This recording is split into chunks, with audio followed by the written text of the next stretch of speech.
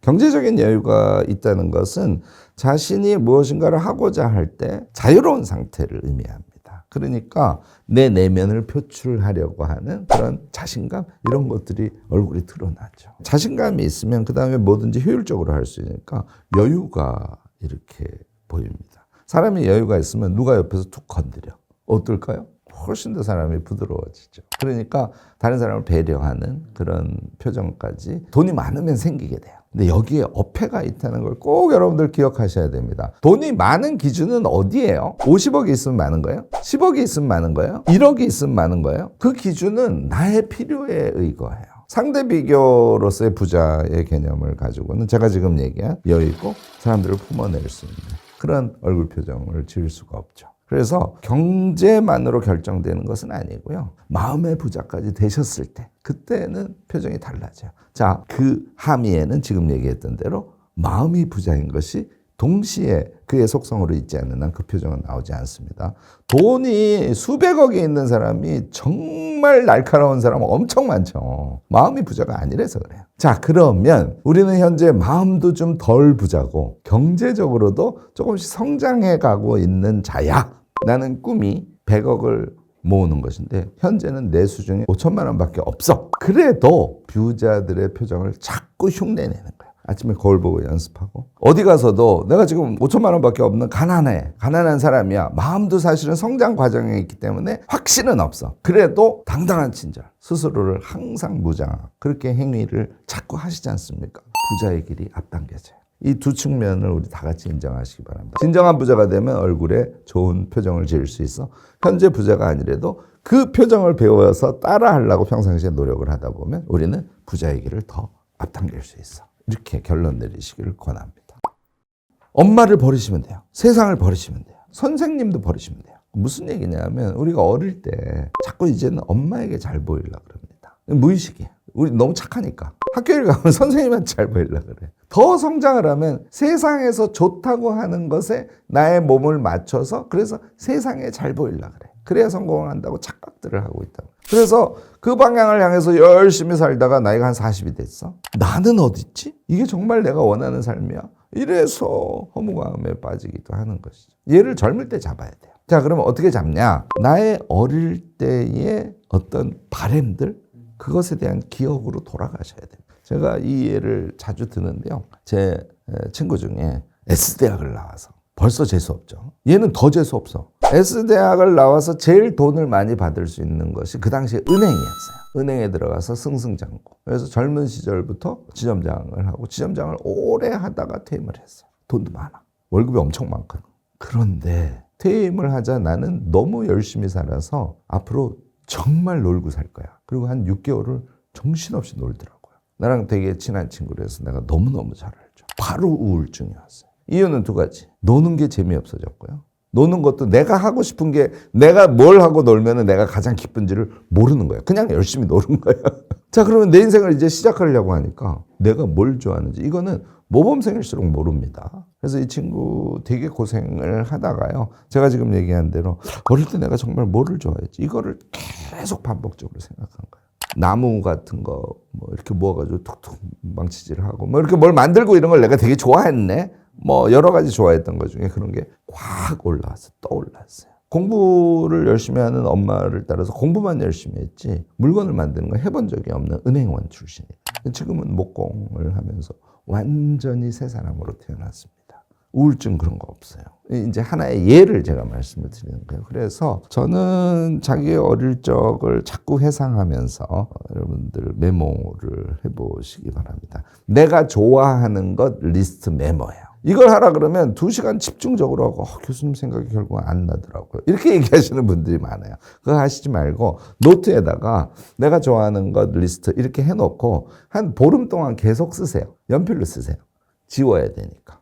그날은 내가 초등학교 3학년 때 이걸 엄청 좋아했던 것 같아. 그 다음날 생각해보니까 아니야, 그거 아니고 이거였는데 이 생각이 계속 바뀝니다. 왜냐하면 안개처럼 가려 있거든요. 내가 좋아하는 것은 시간이 지나면 어릴 때부터 성장하면 성장할수록 저 수면 밑으로 내려가고 우리는 엄마가 좋아하는 것, 사람들이 좋아하는 것을 좋아하는 사람이 됐죠. 라캉이라는 철학자가 그래서 인간은 타인의 욕망을 욕망한다라는 얘기를 한 거예요. 엄청 중요한 얘기입니다. 우리는 나의 욕망을 욕망하는 것이 아니라 타인의 욕망을 욕망하고 산다고요. 90% 이상이 그러고 산다는 거죠. 그러니까 베일에 가려져 있는 우리를 자꾸 뒤집어내야 되기 때문에, 자꾸 끄집어내야 되기 때문에 한 번 생각했으면 안 돼요. 오늘 5분 생각하고 내일 또 10분 생각하고 모레 또 5분 생각하고 2, 3일 쉬었다가 또 생각하고 보름은 하세요. 이러면 어릴 적 자기가 좋아했던 어떤 경향들이나 이게 내가 지향하는 하나의 방향성을 가리키구나 하고 생각을 하시는 게 되게 중요합니다. 그래서 이 방향성이 나오잖아요. 그러면 그 다음에 이제 그것을 일과 매핑시켜 보는 거예요. 아, 내가 만드는 게 아까 얘기한 목공만 있어요. 에어컨도 만드는 거잖아요. 만드는 게 너무너무 많아요. 저는 사실은 그래서 한국 같으면 직업 표준 같은 거를 정부에서 만들어서 뿌리거든요. 이제 그런 자료를 보고 거기 이제 직업군이 왕창 나와 있는데 걔를 자꾸 보시고 연구를 해 주셔야 돼요. 내가 뭘 좋아하는지. 어릴 적에 자신의 경험을 가지고 자기가 좋아하는 것의 방향성을 찾아내고 좋아하는 것의 방향성과 연관된 직업을 해본 적이 없으니까 상상할 수 없거든요. 그래서 이제 직업 표준 같은 데이터를 보면서 다양한 직업명을 보면서 아, 내가 이거 좋아하는 것 같아. 이렇게 해서 여러 가지를 찾아내시는 거예요. 3개월씩은 해보셔야 돼요. 덴마크는요, 중학교 3학년이 끝나잖아요.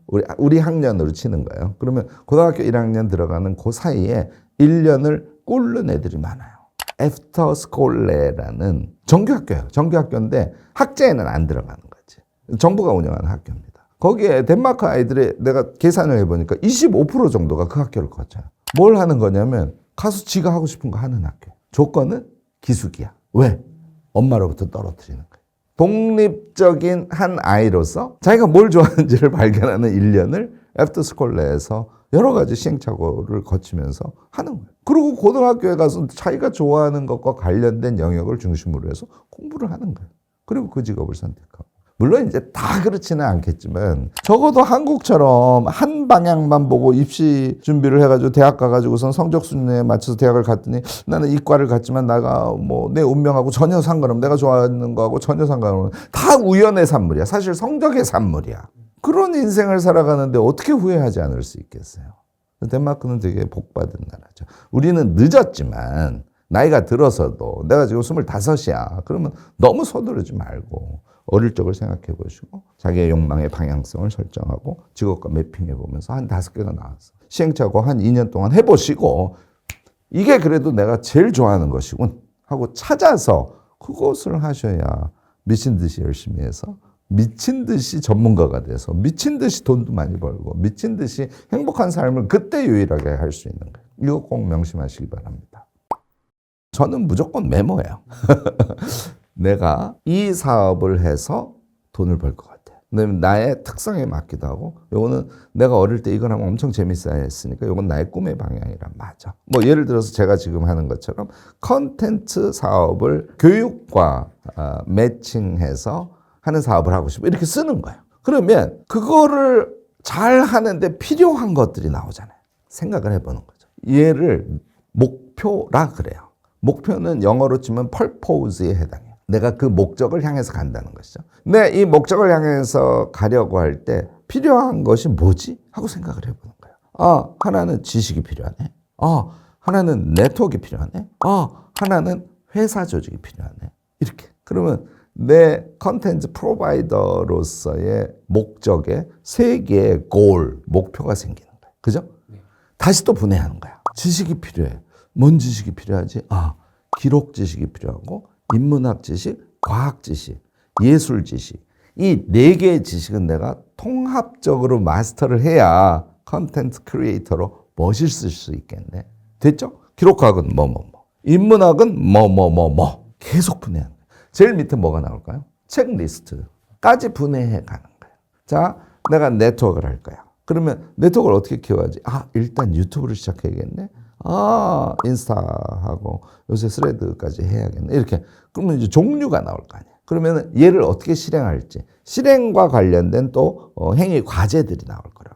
회사를 키워서 이게 이제 내가 다 할 수 없으니까 회사라는 조직이 얘를 뭐 경영 방법에 대한 수련에서부터 시작해서 작은 회사를 만들어서 어떻게 파일럿으로 해보고 뭐 기타 등등 이런 걸 쭉 써보는 거예요. 그러면 이만한 계획이 나와요. 이 밑에 최종적인 그걸 이제 영어로는 타스크라고 하는데 과제가 뭐 예를 들어서 한 100가지가 나왔다. 그러면 여러분들은 자신의 인생을 멋지게 그린 거예요. 이거를 저는 나침판 과제 체계라고 부릅니다.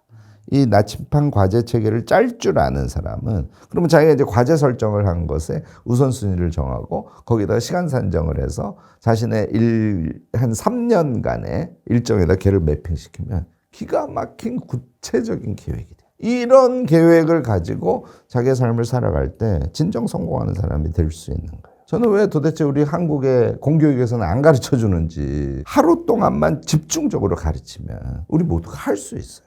자신의 목표를 또는 자신의 퍼포즈를 명확하게 하고 걔를 계속 그걸 하기 위해서 뭐가 필요하지 하고 계속 생각하고 메모하고 해서 쭉 분해하면 여러분들도 자신의 삶을 성공적으로 이끌어갈 수 있는 과제 체계를 짤 수 있다 하고 기억은 우선 해두시기 바랍니다.